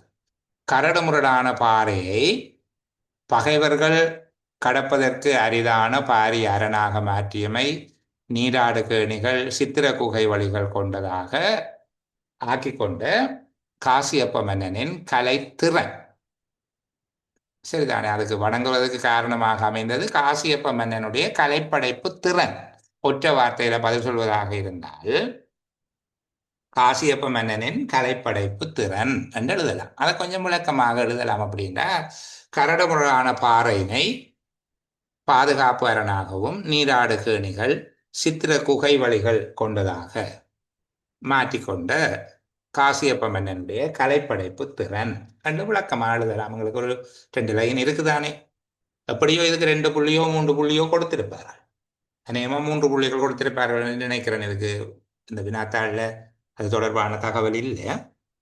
நாங்கள் ஒரு முழுமைப்படுத்தியபடியாக ஒற்றை வார்த்தையில கொடுக்காமல், இப்போ நீங்க பிள்ளைகளுக்கு சொல்லிக் கொடுப்பீங்க தானே, காகத்தின் நிறம் யாது என்று கேட்டால் கருப்பு என்று எழுதக்கூடாது, காகம் கருப்பு நிறமானது என்று எழுத வேண்டும். அந்த மாதிரி ஓரளவுக்கு எழுவாய் பயனிலையோடு அமைந்த ஒரு முழுமை பெற்ற வாக்கியமாக விடையளிப்பது சிறந்தது. அப்படி எழுதினா நல்லது. இப்போ இந்த 5 வினாக்களுக்கும் நாங்கள் தேடிக்கொண்ட விடைகள்ல பெரிய விலகல் ஒன்றும் இல்லை என்று நினைக்கிறேன் இந்த நேரத்தில். முதலாவது சிகிரியா, சாரி, அதுல அந்த ஆவண கேள்வி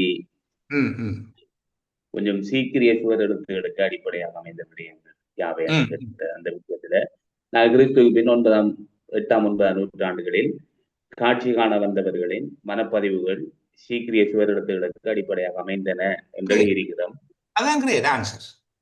அது சரி. அதுல அந்த மற்ற விஷயங்களை நாங்கள் சொல்ல தேவையில்லை சார். இல்ல, தேவையில்லை. அதான் நான் ஒரு விடைகளை சரி பார்க்கறதுக்காகத்தான் முயற்சி செய்தேன். நீங்க அப்போ கதைச்சிங்க. சரி. சிகிரியாவின் சிறப்பை வெளிப்படுத்தும் போது ஆசிரியர் தன்னுடைய கவனத்தை செலுத்துகின்ற பிரிவுகள் என்று வருகிற போது ஓவியக்கலை, பொறியியல் திறமை, கைவினைத்திறன் ஆகியவற்றோடு அக்கால பகுதியின் கவித்திறனும் கருத்தில் கொள்ளப்பட்டிருக்கிறது. அதையும் சேர்த்து எழுதலாம். சிகிரிய சுவரெழுத்துக்களுக்கு அடிப்படையாக சொல்லுங்க சார். இல்ல, கதைக்கிறேன்.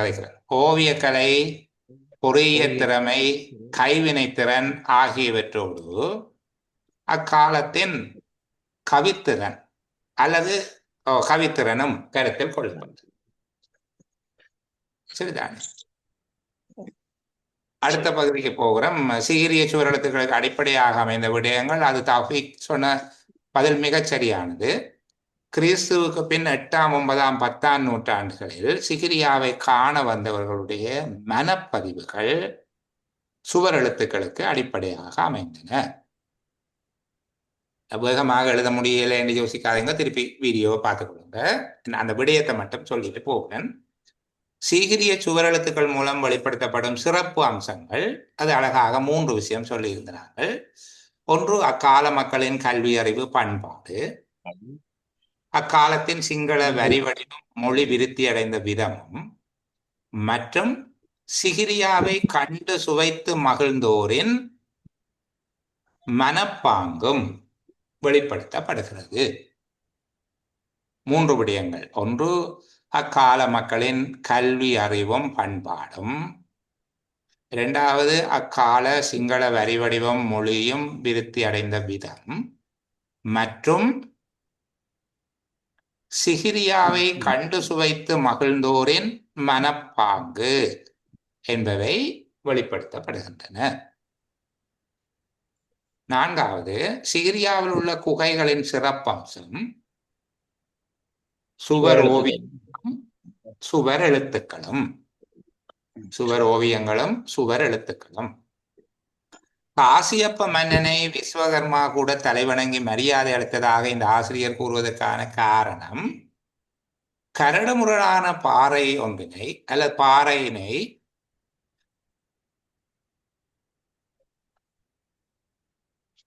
பகைவர் கடப்பதற்கு அரிய பாரிய அரணாக மாற்றியமை, நீராடு கேணிகள் சித்திர குகை வழிகள் கொண்டதாக ஆக்கியமை, அல்லது இப்படி கரடுமுரடான பாறையை பகைவர் கடப்பதற்கு அரிதான பாரிய அரணாக மாற்றியதோடு நீராடு கேணிகள் சித்திர குகை வழிகள் கொண்டதாக ஆக்கிய காசியப்ப மன்னனின் கலைப்படைப்பு திறன். ஆனா காசியப்ப மன்னனை என்று சொல்லி போட்டு கலைப்படைப்பு திறனை விஸ்வகர்மாவுக்குத்தான் சொல்றாங்க. அப்போ அந்த கலைப்படைப்புங்கிறத நான் கலைப்படைப்பு திறன் மிக்க விஸ்வகர்மா கூட வணங்கும் பெருமை உடையவன். இப்போ காசியப்ப மன்னன் அவ்வாறு வணங்குவதற்கு பெருமை உடையவர் அப்படி என்றால், கரடுமுரடான பாறையினை பாரிய அரணாகவும் பகைவர் கடப்பதற்கு அரிய பாரிய அரணாகவும் நீராடு கேணிகள் சித்திர குகை வழிகளும் கொண்டதாக ஆக்கிய சிறப்பு என்று போட்டால் போதும். இந்த கலைப்படைப்பு திறன் மிக்கவர் என்றது விஸ்வகர்மாவுக்குத்தான் சொல்லப்பட்டிருக்கு. காசியப்ப மன்னன் வணங்குவார் என்றால் அவருடைய அந்த மாற்றிய பெருமை திறன் காரணமாக கரடுமுரடான பாறையை பாதுகாப்பு அரணாகவும் நீராடு கேணிகள் சித்திர குகை வழிகள் கொண்டதாகவும் ஆக்கிய காசியப்ப மன்னனின் சிறப்பு என்பதாக விடையளித்தால் பொருத்தமாக இருக்கும். சரி, நாங்கள் ஒரு சிறிய ஓய்வு எடுத்துக்கொண்டு பேசுவோம். இப்போ 9:07, நான் 9:14 9:13 திரும்ப பேசுவேன். நாங்கள் தொடர்ந்து பேசுவோம். 2வது உரை பகுதியை பார்ப்போம். நான் அடிக்கடி வேகமாக போவோம் என்று சொன்னால் கூட நாங்கள் சிலோதான். ஆனால் உங்களுடைய விடைகளை சரிபார்க்கிறதுக்கு எல்லாரும் வெவ்வேறு மட்டங்களில் இருக்கிறதால அந்த திறன்களை மிகச்சரியாக பெற்றுக்கொள்ள வேண்டும் என்ற விருப்பத்தில் தான் ஒவ்வொருவர்கிட்டையும் கேள்வியை கேட்டு அந்த பதில்களை பெற்றுக்கொண்டு அதுக்கு பிறகு அந்த பதில்களை சவாலுக்கு உட்படுத்தி கொஞ்சம் நேரம் எடுக்கிறேன். இல்லைன்னா ஒவ்வொரு கேள்விக்கு முடிய விடைகளை வேகமாக சொல்லி போட்டு போகிறது ஒரு பெருமளவுக்கு பயனுறுதி தருவதாக இருக்காது என்று நான் நம்புகிறதால இதை செய்கிறோம். முதல் இருந்ததை விட எங்களுடைய வேகம் கொஞ்சம் கூடியிருக்குன்னு நினைக்கிறேன். இனி ஒவ்வொருவரும் உங்களுடைய தனிப்பட்ட ஆற்றல்களுக்கு ஏற்ற விதமாக அதை இன்னும் கொஞ்சம் மேம்படுத்திக் கொள்ளுங்க. சரிதாங்க? சரிப்பா, நாங்கள் இந்த பந்திய வாசிப்போம். சிறந்த நிர்வாக ஆற்றல் வாய்ந்தவர்களான இயேசு சபையார் பொதுவாக 3 பிரிவுகளை கொண்ட கல்லூரிகளை அமைத்தனர். ஆரம்ப நிலை, இடைநிலை, உயர்நிலை எனும் இம்மூன்று பிரிவுகளும் ஒரே அதிபரின் தலைமையில் இயங்கின. இவ்வதிபர் எப்போதும் ஒரு சமய குருவாகவே இருந்தார். இயேசு சபையார் தமிழ் மொழி மூலம் கல்வி பயிற்றலின் அவசியத்தை உணர்ந்தனர். ஆதலால் அவர்களின் பாடசாலைகளில் ஆரம்ப கல்வி தாய்மொழி மூலம் கட்டப்பட்டது. இங்கே வாசிப்பு, எழுத்து, பாட்டு என்பவற்றோடு சமயமும் நட்பழக்கமும் கற்பிக்கப்பட்டன. நாடகமும் சங்கீதமும் சமயத்தை பரப்புவதற்கு இன்றியமையாதன என்பதையும் இவர்கள் உணர்ந்தனர். திருச்சபை பெருநாட்களில் விவிலிய வேத வரலாற்றில் உள்ள காட்சிகளை நாடகமாக அமைத்து நடித்தனர். இந்நாடகங்களில் சிறுவர்கள் பெரும் பங்கு கொண்டனர். இயேசு சபையினர் கல்வித்துறையில் இறங்கியதும் போர்த்துகேயர் ஆட்சி பகுதிகளிலே கல்வி வசதிகள் பெருகின. இவ்வாறு எல்லா கல்வி நிலையங்களும் திருச்சபையிலிருந்தே தோன்றியமையால் திருச்சபை அதிகாரிகளை அவற்றை மேற்பார்வையிட்டும் கட்டுப்படுத்தியும் வந்தனர். ஆரம்ப கல்வி ஒவ்வொரு கோயிற்பற்றிலும் உள்ள எல்லா சிறுவர்களுக்கும் அளிக்கப்பட்டதாயினும் உயர்நிலை கல்வி குடியியல், போரியல் எனும் 2 துறைகளிலும் கடமையாற்றிய போர்த்துகேய அதிகாரிகளின் பிள்ளைகளுக்கும் சிங்கள பிரமுகர்களின் பிள்ளைகளுக்குமே அளிக்கப்பட்டது. இடைநிலை பாடவிதானத்தில் வாசிப்பு, எழுத்து, மக்கட்பண்பு கலைகள், சொல்லணிக்கலை என்பவற்றோடு விவிலிய வேதமும் இடம்பெற்றிருந்தன. ஐரோப்பா அடங்கலும் உள்ள பாடசாலைகளைப் போலவே இலத்தீன் கற்பித்தல் இங்கும் உயர்கல்வி பாடவிதானத்தில் முக்கிய இடம் பெற்றது. இலத்தீன் விவிலிய வேதம் கற்பதோடு நெருங்கிய தொடர்புடையதாயும் உயர்தர கல்வித்துறைகளுக்குரிய மொழியாயும் இருந்தமே இதற்கு காரணமாகும். இடைநிலை கல்வி முடிந்தபின் குருமாராக விரும்பியோர் பயிற்சி மடத்தைச் சேர்ந்து சமயத்துறையிலே உயர்நிலை கல்வி பெற்றது. ஆயினும் அரசகுமாரர்களுக்கு கல்வி புகட்ட பிரான்சிஸ்கன் குருமாரே வழக்கமாக நியமிக்கப்பட்டனர். இவ் அரசகுமாரர் இளவரசருக்குரிய கலைகளோடு போர்த்துகேயம், லத்தீன், இத்தாலியம் ஆகிய மொழிகளையும் கற்றனர். இப்போ இங்க இந்த உரைப்பகுதி தொடர்பாக அபிப்பிராயங்கள் கொஞ்சம் பார்ப்போம். இது எழுதியவருடைய நோக்கம் என்ன? ஏன் இந்த உரைப்பகுதி எழுதுகிறார்? யார் பதில் சொல்ல போகிறது? இந்த உரைப்பகுதி எழுதியவருடைய நோக்கம் என்ன? ஏன் எழுதுகிறார்?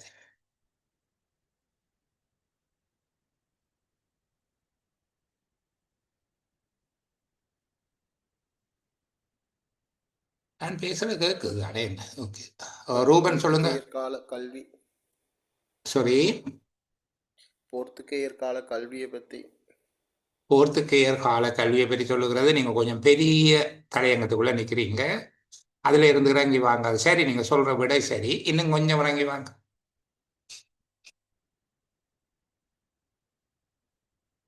போர்த்துகேய காலத்து கல்வியில எதை பற்றி பேசுகிறார்?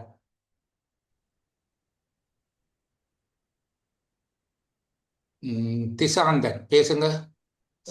போர்த்துகேயர் கால கல்வியில ஆரம்ப கல்வி, இடைநிலை கல்வி, உயர்நிலை கல்வி பற்றி பேசுகிறார் சார். சொல்லப்பட்டிருக்குது. சரி, சொல்லலாம். நான் மறக்கவில்லை. வேற யார் மைக்கோன் பண்ணீங்க? நான் பார்த்தேன், பேர் மறந்துட்டேன். பாசித் பேசுங்க.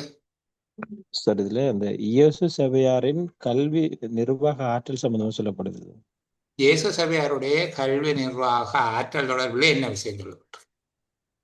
இல்ல சார், வந்துட்டு அவங்களுக்கு கீழே தான் வந்துட்டு இந்த ஆரம்ப நிலை, இடைநிலை, உயர்நிலை 3 பிரிவுகளாக பாடசாலைகள் நடத்தப்படும் சொல்லப்படுது சார். 3 வகை பாடசாலைகள் இருந்ததோ? 3 பிரிவுகள். ஒரே பாடசாலையில 3 பிரிவுகள் இருந்தது. 3 பிரிவுகள் இருந்து இந்த 3 பிரிவுகளுக்கும் ஒரே அதிபர் தலைமை தான் சொல்லப்படுது சார். இந்த 3 பிரிவுகள்லையும் கல்விகள் என்னென்ன பாடங்கள் கற்பிக்கப்பட்டதுன்னு சொல்லப்படுது. இங்கு இயேசு சபையாருடைய பாடசாலைகள், அதுல காணப்பட்ட பிரிவுகளுக்குரிய பாடத்திட்டம் என்று சொல்லுவோம். அது சார் கல்வி மட்டங்களும் அவற்றின் சிறப்பம்சங்களையும் பற்றி சொல்ல. எந்த கல்வி மட்டங்கள் தொடர்பாக? போர்த்துகேயர் காலத்துல இருந்த கல்வி மட்டங்கள் என்னென்ன கல்வி மட்டங்களும். சிறப்பு என்ன சொல்லி இருக்குது? சிறப்பு வாசிப்பு, எழுத்து, பாட்டு, அது அப்படி நிறைய அப்படி நாடகம் அப்படி சொல்லப்படுது. கற்பழக்கம். சரி, நான் உங்களுடைய பதில மறுதளிக்க இல்லை. இதை இன்னும் செம்மைப்படுத்தலாமா என்று சொல்லி பார்ப்போம். வேற யார் அபிப்பிராயம் சொல்ல போறார்கள்? சார், இயேசு சபையாரின் கலைத்திட்ட கொள்கை, கல்வி கலைத்திட்டம். இயேசு சபையாரால் நடத்தப்பட்ட பாடசாலையினுடைய கலைத்திட்டத்தை விவரிப்பது உரையாசிரியருடைய நோக்கமாக இருக்கிறது. Great answer Tauheek. இயேசு சபையார் நடத்தப்பட்ட பாடசாலைகள் தொடர்பாக விவரிப்பது என்று சொன்னால் கூட சிறந்தது. ஏனென்றால் வெறும் கலைத்திட்டம் பற்றி மட்டுமல்ல, அங்கு இருந்த ஆசிரியர்கள், அதிபர்கள் யாராக இருந்தார்கள், மற்றது எந்தெந்த சமூக குழுமத்தினருக்கு அந்த கலைத்திட்டங்கள் வழங்கப்பட்டது, இதை பற்றி எல்லாம் சொல்லப்படுவதால ஒட்டுமொத்தமாக இயேசு சபையாரினால நடத்தப்பட்ட பாடசாலைகள் தொடர்பாக விவரிப்பதுதான் அவருடைய நோக்கம். உண்மையில இது போர்த்துகேயர் கால கல்வியாக நீங்கள் எடுத்துக்கூடாது. போர்த்துகேயர் கால கல்வி என்று வருகிற போது அது போர்த்துகேயர் காலத்துல இருந்த அவர்களுடைய கல்வி, உள்நாட்டு கல்வி, இப்படி பல பெரிய ஏரியாவை உள்ளடக்கும். அதில் இயேசு சபையார் எவ்வாறு கல்வி நடவடிக்கைகளை செய்தார்கள் என்பதை சொல்லுகிறது. அப்ப முதல்ல அவர்கள் கல்லூரிகளை அமைத்தார்கள். ஒரு விடயம் இந்த உரைப்பகுதியில் சொல்லப்படுகிறது, இயேசு சபையார் கல்லூரிகளை அமைத்தார்கள். இரண்டாவது, அது ஆரம்ப நிலை, இடைநிலை, உயர்நிலை என்கிற 3 பிரிவுகளை கொண்டதாக இருந்தது.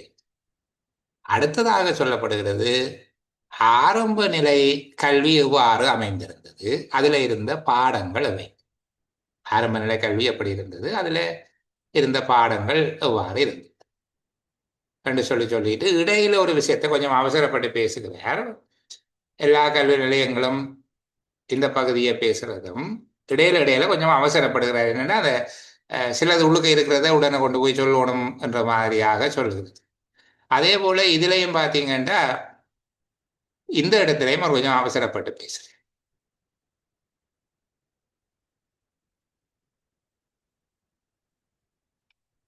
இந்த 2 இடத்தையும் விட்டுட்டு வாசிச்சா இன்னும் அழகா இருக்கும். இந்த பகுதியை விட்டுட்டு வாசித்தால் இன்னும் அழகாக இருக்கும். சரியா? சரி, இந்த சிறு இடத்தை மாத்திக்கிறேன். முதலாவது ஆரம்ப கல்வியை தாய்மொழி மூலமாக கொடுத்திருக்கிறார்கள். அங்க வாசிப்பு, எழுத்து, பாட்டு, சமயம், நட்பழக்கம் கற்பிக்கப்பட்டது. நாடகமும் சங்கீதமும் சமயத்தை பரப்புவதற்கு இன்றியமையாதது என்று இவர்கள் வந்தார்கள். ஆனால் நாடகம், சங்கீதத்தை நாங்கள் ஒரு பாடமாக சொல்ல தேவையில்லை. ஏன்னா அது சமயத்தோடு அங்கே கொண்டு வந்து சேர்த்துட்டேன். நாடகமும் சங்கீதமும் சமயத்தை பரப்புவதற்கு இன்றியமையாததாக இருந்தது. அங்கு பைபிளில் இருந்த காட்சிகளை நாடகமாக ஆக்கி நடித்து வந்தார்கள். சிறுவர்கள் பெரும் பங்கு கொண்டார்கள் என்று சொல்லப்பட்டிருக்கு. அதுக்கு மேலே இயேசு சபையினர் இங்கே இறங்கிய உடனே கல்வித்துறையில் மாற்றம் வந்தது என்கிற அந்த பகுதியை தவிர்த்து போட்டு அடுத்த இடத்துக்கு போகணும் என்றால் இது ஆரம்ப கல்வி தொடர்பான விடயம். அடுத்த பாருங்க, இங்க வருது இடைநிலை தொடர்பாக. இடைநிலை பாடசாலை பாடங்கள் வாசிப்பு, எழுத்து, மக்கட் பண்பு கலைகள், சொல்லணை கலை என்பவற்றோடு விவிலிய வேதமும் இடம்பெற்றது. அவ்வளவுதான் இடைநிலை கல்வி தொடர்பாக, அவ்வளவுதான் சொல்றேன்.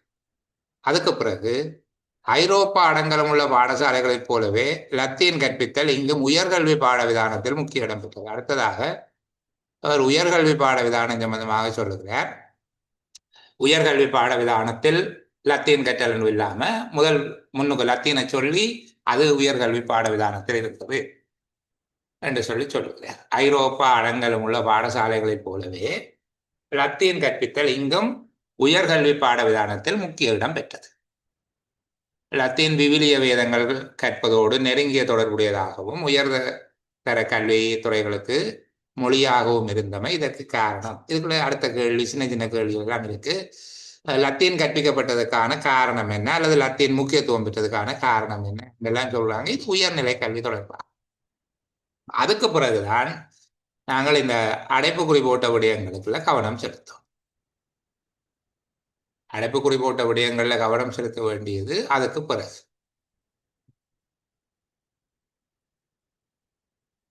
இயேசு சபையினர் கல்வித்துறையில் இறங்கியதும் போர்த்துகேயருடைய ஆட்சி பகுதிகளிலே கல்வி வசதிகள் பெருகின.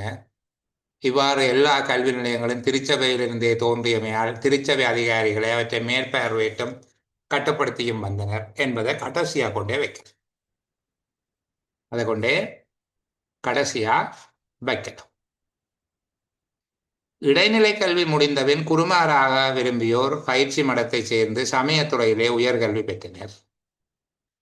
ஆயினும் அரச குமாரர்களுக்கு கல்வி புகட்ட பிரான்சிஸ்கன் குருமாரே வழக்கமாக நியமிக்கப்பட்டனர். இவ் அரசகுமாரர் இளவரசருக்குரிய கலைகளோடு போர்த்துகேயம், லத்தீன், இத்தாலியம் ஆகிய மொழிகளை கற்றனர். இதை அதுக்கு மேல வைக்கணும். ஆரம்ப கல்வி ஒவ்வொரு கோயிற்பற்றிலும் உள்ள எல்லா சிறுவர்களுக்கும் அளிக்கப்பட்டதாயினும் உயர்நிலை கல்வி, இங்கு உயர்நிலை கல்வி தொடர்பாக பேசுகிறார். குடியியல், போரியல் துறைகளிலே கடமையாற்றிய போர்த்துகேய அதிகாரிகளின் பிள்ளைகளுக்கும் சிங்கள பிரமுகரின் பிள்ளைகளுக்குமே அளிக்கப்பட்டது. இது கீழிருந்து மூன்றாவதாக வைக்கலாம். அப்போ இறுதி பகுதியில் இந்த விஷயங்களை சொல்லலாம். அப்போ முக்கியமாக சொல்லப்படுற விடயங்கள் என்ன? இயேசு சபையார் 3 பிரிவுகள் கொண்ட பாடசாலை அமைத்து அதற்கு ஒரு சமய குரு தலைவராக இருந்திருக்கிறார். ஆரம்ப கல்வி தமிழ் மொழியில படிப்பிச்சிருக்கிறார். தமிழ் மொழி மூலம் என்று சொல்லி இதில் எழுதிட்டார். ஆனால் கீழே சிங்களம் என்று சொல்லுகிறார். அப்போ தாய்மொழி என்றே நாங்கள் கருதி கொள்ளலாம். தமிழ் மொழி மூலமாக கற்பித்தார்கள். அதில் என்னென்ன பாடங்கள் இருந்தது, அது எவ்வாறு நடந்தது என்றதை பற்றி சொல்றேன். அதுக்கு பிறகு இடைநிலை பாடசாலைகளினுடைய பாட விதானத்திலே அடங்கியிருந்த விடயங்கள் எவை என்று சொல்லுது. அதுபோல உயர்கல்வி பாட விதானத்தில் லத்தீன் முக்கியமாக இடம்பெற்றிருந்தது. அது சிறப்பாக சொல்லிட்டு அதுக்கு பிறகு உயர்தரத்தில் இருந்த விடயங்களை பற்றி சொல்லல. அந்த உயர்தர கல்விக்குள்ளே சில வேறுபாடுகளை சொல்லி கொண்டு வருகிறார். உயர்தர கல்விங்கிறது குடியியல், போரியல் துறைகளில் இருந்த போர்த்துகேய அதிகாரிகளின் பிள்ளைகளுக்கும் சிங்கள பிரமுகர்களுடைய பிள்ளைகளுக்கு தான் வழங்கப்பட்டது. அதில் உயர்நிலை கல்விக்கு போகிற நேரத்தில் குருமாராக விரும்பியவர்கள் இடைநிலை கல்வி முடித்த பின் என்றால் உயர்நிலை கல்வி தானே. உயர்நிலை கல்விக்குள்ளே இந்த பண்ணைக்குள்ள குருமாராக விரும்பியவர்கள் பயிற்சி மடத்தைக்கு போய் அங்கே சமயத்துறையில் கல்வி கற்றார்கள். அரசகுமாரர்களுக்கு கல்வி புகட்டுவது குருமாராக பிரான்சிசன் குருமார் தான் அங்கே இருக்கிறோம். அவர்கள் அரசகுமாரர்கள் இளவரசர்களுக்குரிய கலைகள், போர்த்துகேயம், லத்தீன், இத்தாலியம் ஆகிய மொழிகளை கற்றார்கள் என்று சொல்லப்பட்டது. இதனுடைய தொடர்ச்சியாக இருந்திருக்கலாம். சில வேளைகளில் குடியியல், போரியல் துறைகளில் கடமையாற்றிய போர்த்துகேய அதிகாரிகளின் பிள்ளைகள் சிங்கள பிரமுகர்களுடைய பிள்ளைகளுக்கு உயர்கல்வியிலே என்னென்ன விடயங்கள் கற்பிக்கப்பட்டன என்பது இதன் பின்னர் இருந்திருக்கக்கூடும். ஆனால் இங்கே அது சொல்லப்பட்டிருக்கு. சரி, இவ்வளவும் அழகா புரிந்து கொள்ளக்கூடியதா இருந்திருக்குது. இப்போ கேள்வியை கொஞ்சம் பார்ப்போம். இது ஏன் இவ்வளவு சொன்னேன்டா, நீங்கள் அப்படி வாசிச்சீங்களா, இந்த அளவுக்கு புரிஞ்சு கொண்டீங்களான்றது சரி பார்க்கறதுக்காகத்தான். சரி, இந்த பகுதியை கொஞ்சம் சரி பார்த்து கொண்டு உங்கள் விடையளிச்சா நல்லது. சரி, பார்ப்போம். இப்போ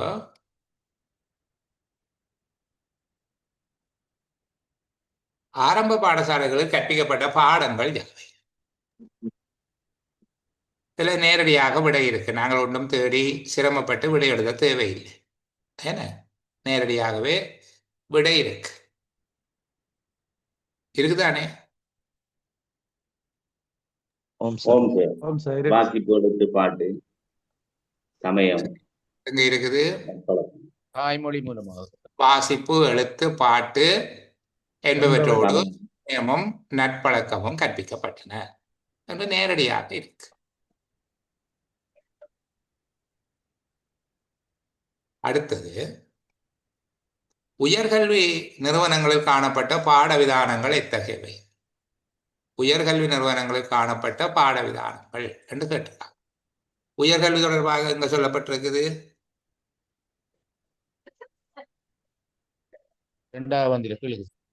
கீழே வாசிப்பு, எழுத்து, எங்க உயர்கல்வி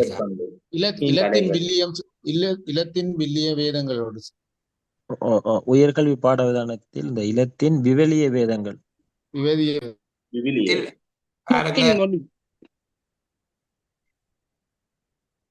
இங்க இலத்தின் கற்பித்தல் உயர்கல்வி பாட விதானத்தில் முக்கிய இடம் பெற்றது. இலத்தின் கற்பித்தல் உயர்கல்வி பாட விதானத்தில் முக்கிய இடம் பெற்றது. அடுத்ததா சொல்லப்பட்டிருக்கு, அந்த லத்தீன் கற்பித்தல் ஏன் முக்கியத்துவம் பெற்றது என்பதற்கான விளக்கம் தான் கீழே சொல்லப்பட்டிருக்கு. லத்தீன் விவிலிய வேதம் கற்பதோடு நெருங்கிய தொடர்புடையதாகவும் உயர்தர கல்வித்துறைக்குரிய மொழியாகவும் இருந்தமைதான் இதற்கு காரணம் என்று சொல்லப்பட்டிருக்கே தவிர அது பாடவிதானம் அல்ல. இந்த பகுதி லத்தீன் படிப்பிச்சதுக்கு என்ன காரணம் என்று சொல்லி கேட்டிருக்கு. அப்ப முதலாவது விடயம், லத்தீன் கற்பித்தல் உயர்கல்வி பாட விதானத்தில் முக்கிய இடம் பெற்றது. அடுத்தது, குருமாராக விரும்பியோர் பயிற்சி மடத்தை சேர்ந்து சமயத்துறையிலே உயர்கல்வி பெற்றது. ஏன் இது உயர்கல்வி பாடவிதானத்துக்கு வருகிறதுன்னு நாங்கள் புரிந்து கொள்கிறோம் என்றால், இடைநிலை கல்வி முடித்த பின் குருமாராக விரும்பியோர். அப்ப ரெண்டாவது, முதலாவது லத்தீன் கற்பித்தல் உயர்கல்வி பாடவிதானத்தில் முக்கிய இடம் பெற்றது. குருமாராக விரும்பியோர் பயிற்சி மடத்தை சேர்ந்து சமயத்துறையிலே உயர்கல்வி பெற்றனர். அரசகுமாரர்கள் அல்லது அரசகுமாரர்கள் இளவரசருக்குரிய கலைகளோடு போர்த்துகேயம், லத்தீன், இத்தாலியம் ஆகிய மொழிகளை கற்றனர். இந்த மூன்று விதமான விடயங்கள் உயர்கல்வி தொடர்பில் கொஞ்சம் தூரமா சொல்லப்பட்டிருக்குது. ஆனால் அந்த மூன்று விடயங்களும் இருக்கு. உயர்கல்வி தொடர்பாக சொல்லுகிற போது ஐரோப்பிய பாடசாலைகள் போலவே இங்கும் லத்தீன் கற்பித்தல் முக்கிய இடம் பெற்றது. நாங்கள் ஐரோப்பிய பாடசாலைகள் போல எல்லாம் தேவையில்லை. லத்தீன் கற்பித்தல் உயர்கல்வி பாட விதானத்தில் முக்கிய இடம் பெற்றது. குருமாராக விரும்பியோர் பயிற்சி மடத்தை சேர்ந்து சமயத்துறையில் உயர்கல்வி பெற்றனர். அரசகுமாரர்கள் இளவரசர்களுக்குரிய கலைகள் போர்த்துகேயம், லத்தீன், இத்தாலியம் ஆகிய மொழிகளை கற்றனர் என்பதாக விடைகளை தயார்படுத்தி வச்சுக் கொள்வது நல்லது. இடைநிலை கல்வியும் பாடங்களும் எந்த நோக்கங்களை நிறைவேற்றுவதற்காக ஒழுங்கமைக்கப்பட்டிருந்தன? இடைநிலை கல்வியும் பாடங்களும் எந்த நோக்கங்களை நிறைவேற்றுவதற்காக ஒழுங்கமைக்கப்பட்டிருந்தன? இடைநிலை கல்வி தொடர்பாக எங்க சொல்லப்பட்டிருக்குது?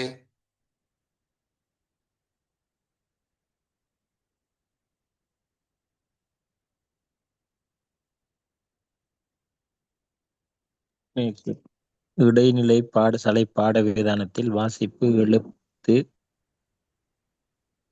மக்கள் அவ்வளவுதான். இடைநிலை பாடசாலை தொடர்பாக வேறு எங்கேயும் எதுவும் இல்லை.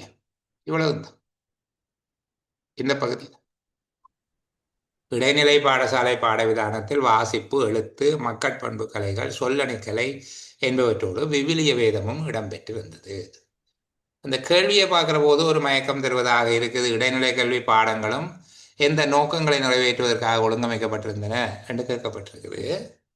அங்கு இடைநிலை கல்வி சம்பந்தமாக சொல்லப்பட்டதை அப்படியே கொடுக்க வேண்டிய அந்த மக்கட்பண்பு போன்ற விடயங்கள் அதுக்குள்ளே இருக்கிறது, அப்படியே எடுத்துக்கொள்ளட்டும். இந்நாட்டில் கல்வி வசதிகளில் வளர்ச்சி ஏற்படுவதில் தாக்கம் செலுத்திய காரணியாக இங்கு குறிப்பிடப்படுவது யாது? கல்வி வசதிகளில் வளர்ச்சி ஏற்படுவதில் தாக்கம் செலுத்திய காரணி என்ன குறிப்பிடப்பட்டிருக்கு? இயேசு சபையினர் கல்வித்துறையில் இறங்கியமை. கல்வித்துறையின் வளர்ச்சியில் இயேசு சபையினர் கல்வித்துறையில் இயங்கியதும் போர்த்துகீயர் ஆட்சி பகுதிகளிலே கல்வி வசதிகள் பெருகின. இவ்வாறு எல்லா கல்வி நிலையங்களையும் திருச்சபையிலிருந்தே தோன்றியமையால் திருச்சபை அதிகாரிகளே அவற்றை மேற்பார்வையிட்டும் கட்டுப்படுத்தியும் வந்தனர் என்கிற இந்த பகுதியில் இருந்துதான் பார்க்க வேண்டும். இயேசு சபையினர் கல்வித்துறையில் ஈடுபட்டமை என்ன, அல்லது இயேசு சபையினர் கல்வித்துறையில் ஈடுபட்டு கல்லூரிகளை அமைத்தமை, இது ஒரு பெரிய வளர்ச்சியை உண்டாக்கி இருக்கின்றவர் சொல்லுகிறேன். கல்வி வசதிகள் பெருகின. போர்த்துகீயருடைய ஆட்சி பகுதியிலே கல்வி வசதிகள் பெருகின. இப்போ இயேசு சபையினர் கல்வித்துறையில் இறங்கியதும் போர்த்துகீயர் ஆட்சி பகுதிகளிலே கல்வி வசதிகள் பெருகின என்கிற பகுதியை அப்படியே விடையாக கொடுத்தாலும் அது சரியானது.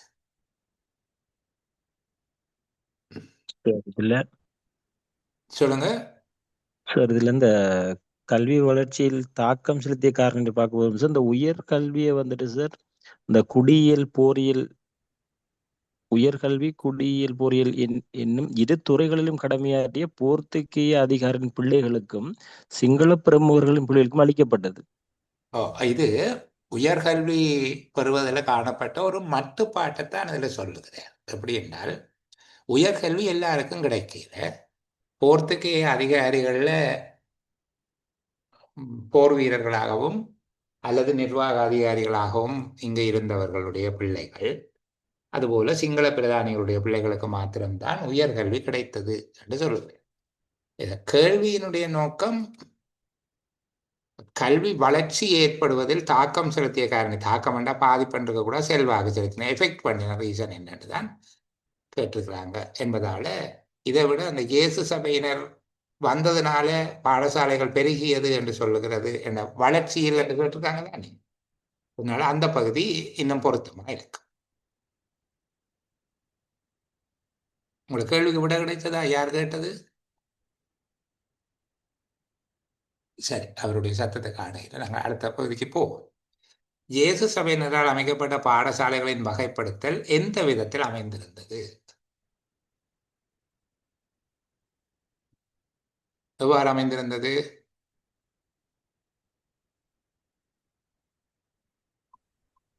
ஆரம்ப நிலை, இடைநிலை, உயர்நிலை என்ற அடிப்படையில். இப்படி எழுதினால் இயேசு சபையினர் அல்ல இயேசு சபையார் பொதுவாக 3 பிரிவுகளை கொண்ட கல்லூரிகளை அமைத்தனர். ஆரம்ப நிலை, இடைநிலை, உயர்நிலை எனும் இம்மூன்று பிரிவுகளும் ஒரே அதிபரின் தலைமையில் இயங்கின. என்ன மேல 3 பிரிவுகள் என்று மட்டும் சொல்லப்பட்டிருக்கு. அந்த 3 பிரிவுகளும் எவை என்று விளங்கப்படுத்த வேண்டும் தானே. அதனால அந்த பகுதியை விடையாக எழுதலாம். இது இந்த உரைப்பகுதி உங்களுக்கு வசதியானது, மிகவும் நேரடியான விடைகள். இதற்கு முதல் இருந்த உரைப்பகுதி கொஞ்சம் கடினம் புரிந்து கொள்வதற்கு. ஆரம்பத்தில் ஒரு சின்ன இடையூறு இருந்தது போல உணர கிடைச்சது. ஆனால் இங்கே அப்படி இல்லை. இது தெளிவாக உங்களால் புரிந்து கொள்ளக்கூடியதாக இருந்தது. நாங்கள் முதலாவது உரைப்பகுதி முடிந்து வருகிற போதே ஒரு 10 பேர் ஓடிட்டாங்க. அடுத்த இந்த பகுதி பார்த்து முடிகிற போது இன்னொரு 12 பேர் ஓடி போயிட்டாங்க. பரவாயில்லைன்னு. அப்போ இன்னும் எங்களுக்கு ஒரு சிறிய நேரம் தான் இருக்குது. நான் இன்னொரு செஷனில் உங்களுக்கு அந்த 5 கேள்விகளையும் நிறைவு செய்கிற விதமாக பார்ப்போம். கொஞ்சம் கூட நேரம் எடுத்து படிக்கிறோம், கோபிச்சு கொள்ளாதீங்க. அடுத்த 5 உரைப்பகுதிகளையும் வெறுமனே கூற்றுக்களை மட்டும் பார்க்கறது இல்லை, அதுக்குள்ள வேறு சில விடயங்களையும் பகுப்பாய்வு செய்து பார்த்துக்கொள்வோம். தொடர்ந்து வருகிற செயலமர்வுகள் எல்லாமே கடந்த கால வினாத்தாள்களை இப்படி நேரடியாக பதிவிட்டு அது தொடர்பாக பயிற்சி செய்பவையாக இருக்கும். தயாரிக்கப்பட்ட 5 வினாத்தாள்கள் உங்களோடு கலந்துரையாடப்பட்டிருக்கு. அது ஒரு போதுமான அடித்தளம் ஒன்றினை உங்களுக்கு தந்திருக்கும் என்று நம்புகிறேன். அந்த அடித்தளத்தின் மீது தான் தொடர்ந்து எங்களுடைய திறன் கட்டியெழுப்பல் என்பது நிகழும். ஏற்கனவே சார் இந்த கடல் கடந்த மூன்றாவதுக்கு விடை 2 விடை இல்ல. மூணாவதுக்கு அதுல ஒன்று வந்து இலத்தீன் கற்பித்தல் உயர்கல்வி பாட விதானத்தில் முக்கிய இடம் பிடித்தது. மற்றது இல்லை, இங்க கேட்டது இடைநிலை கல்வியின் பாடங்கள் எந்த நோக்கங்களை நிறைவேற்ற உயர்கல்வி சம்பந்தமானது அல்ல. அந்த பகுதியை ஒரு கால் என்னென்னா, நான் திருப்பி சொல்லுகிற போது மோகன் கொஞ்சம் கவனிங்க. திருப்பி சொல்லுகிற போது முதல் சொன்னதை விட கொஞ்சம் மாறுபட்டாலும் அதை பார்க்கிறவர்கள் குழப்பமடைவதற்கு வாய்ப்பு இருக்கு. நான் தெளிவாக அடையாளப்படுத்தி இவ்வளவுதான் இடைநிலை கல்வி தொடர்பாக சொல்லியிருக்கிறேன், அதையே விடையாக எழுதுவோம் என்ற ஒரு பகுதி காட்டியிருந்தேன் நான். சரிதானே? சரி, அந்த பகுதியை நான் உங்களுக்கு அதை காட்டுகிறேன். அந்த பகுதி நீங்கள் சரியில்லை தானே? எந்த பகுதியில சொன்னாங்க? இதுல தொடங்கி இடைநிலை பாடசாலை விதானத்தில் வாசிப்பு எழுத்து இந்த பகுதி வரைக்கும். அதுக்கு பிறகு ஐரோப்பா அடங்கலம் உள்ள பாடசாலைகளைப் போலவே லத்தீன் கற்பித்தல் இங்கும் உயர்கல்வி பாட விதானத்தில் முக்கிய இடம் பெற்றது. அடுத்ததா உயர்கல்வி பற்றி கேட்கிறார், அது இதுக்குள்ள வேற இல்லை. இடைநிலை பாடசாலை பாட விதானத்தில் வாசிப்பு எழுத்து மக்கட்பண்பு கலைகள் சொல்லணிக்கலை என்பவற்றோடு விவிலிய வேதமும் இடம்பெற்றிருந்தது என்பது மட்டும்தான் பதிலாக சொல்லியிருக்கிறார். சரி, இப்போ நான் பேச வந்து வருகிறேன். இப்போ குறிப்பாக